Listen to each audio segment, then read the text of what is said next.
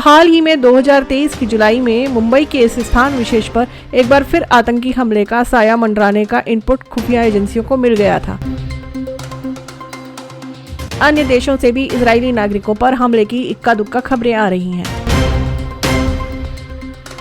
भारत इस मामले को लेकर और भी अधिक संवेदनशील है। मुंबई पुलिस को मिले खुफिया इनपुट को निकालने के बाद कोलाबा में स्थित इस स्थान विशेष की सुरक्षा बढ़ा दी गई।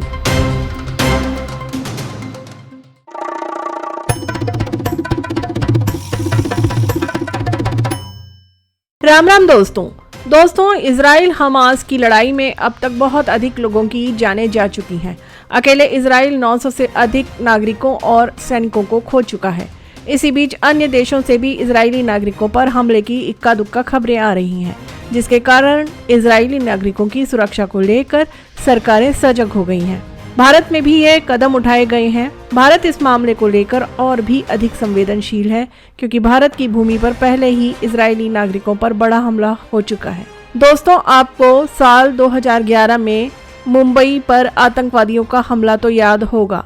तब इन आतंकवादियों ने मुंबई के एक स्थान विशेष को भी निशाना बनाया था, क्योंकि आतंकी फिलिस्तीन का बदला लेना चाहते थे और उनका मकसद इजरायली नागरिकों की हत्या करना था। दरअसल इजराइल और फिलिस्तीन का झगड़ा बहुत पुराना है, लेकिन मिडिल ईस्ट में इजराइल से जीत पाना संभव नहीं था। लिहाजा भारत में हमले के वक्त विशेष रूप से इजराइल को संदेश देने के लिए यहाँ हमला किया गया था। दूसरा मुख्य कारण, यहाँ पर बड़ी संख्या में अमेरिका, यूरोप और इजराइल से आए हुए लोग अपना वक्त गुजारते हैं। ऐसे में उनकी हत्या कर दुनिया भर की मीडिया अटेंशन हासिल करनी थी। गौरतलब है कि मुंबई हमलों में कुल 174 लोग मारे गए थे और 300 से अधिक घायल हो गए थे। तो हाल ही में 2023 की जुलाई में मुंबई के इस स्थान विशेष पर एक बार फिर आतंकी हमले का साया मंडराने का इनपुट खुफिया एजेंसियों को मिल गया था। मुंबई पुलिस को मिले खुफिया इनपुट को निकालने के बाद कोलाबा में स्थित इस स्थान विशेष की सुरक्षा बढ़ा दी गई थी। दरअसल महाराष्ट्र एटीएस ने कुछ दिन पहले पुणे पुलिस से मोहम्मद इमरान, मोहम्मद यूनुस खान और मोहम्मद याकूब साकी को हिरासत में लिया था। दोनों मध्य प्रदेश के रतलाम के रहने वाले थे और उनके सिर पर 5 लाख रुपए का इनाम था।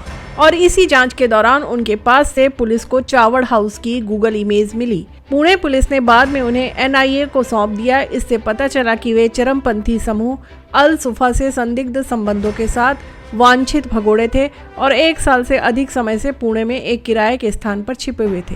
दोस्तों, अगर आप चावड़ हाउस के बारे में नहीं जानते तो यह वीडियो अंत तक देखिए, लेकिन उससे पहले चैनल को सब्सक्राइब जरूर कर लें और साथ ही बेल आइकन भी प्रेस कर लें। तो दोस्तों, चावड़ हाउस को समझने से पहले इसके इतिहास को हम समझ लेते हैं। 17-18 शताब्दी में जब रूस में जारशाही थी तो उस वक्त यहूदियों पर खूब अत्याचार हुए। उन्हें सताया जा रहा था।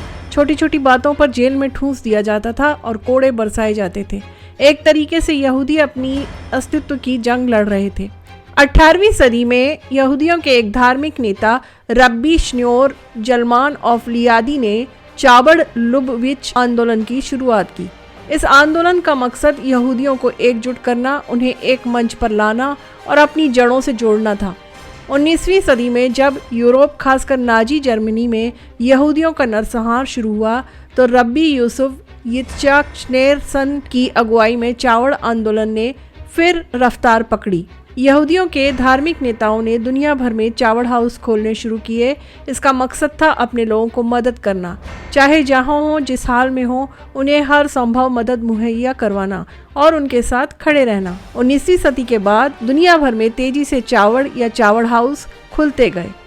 चावड़.org पर दी गई जानकारी के मुताबिक इस समय दुनिया के 85 से ज़्यादा देशों में 3,500 से अधिक चावड़ हाउस संचालित हैं। चावड़ हाउस यहूदी समुदाय के लोगों का एक तरह से सामुदायिक केंद्र है, जहां पर वह अपने समुदाय के लोगों को हर तरह की सामाजिक सुरक्षा और ज़रूरत पड़ने पर सहयोग उपलब्ध कराता है, चाहे फिर वह बच्चों के लिए शिक्षा हो, जवान लोगों के लिए रोजगार हो या फिर बूढ़े लोगों के लिए उनकी धार्मिक और स्वास्थ्य की मदद हो।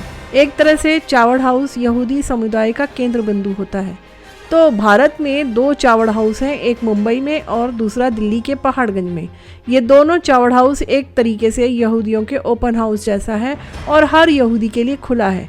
इजराइल और हमास के बीच युद्ध छिड़ने के बाद दिल्ली और मुंबई दोनों जगह चावड़ हाउस की सुरक्षा के पुख्ता इंतजाम किए गए हैं। चावल हाउस के आसपास की दुकानों पर और सड़कों पर अब तमाम सीसीटीवी लगाए दिए गए हैं और हर वक्त पुलिस तैनात रहती है। तो दोस्तों, वीडियो के अंत तक बने रहने के लिए आपका धन्यवाद। वीडियो पसंद आया हो तो इसे शेयर कीजिए। इसी के साथ मैं लेती हूँ विराम और आपको कहती हूँ राम राम।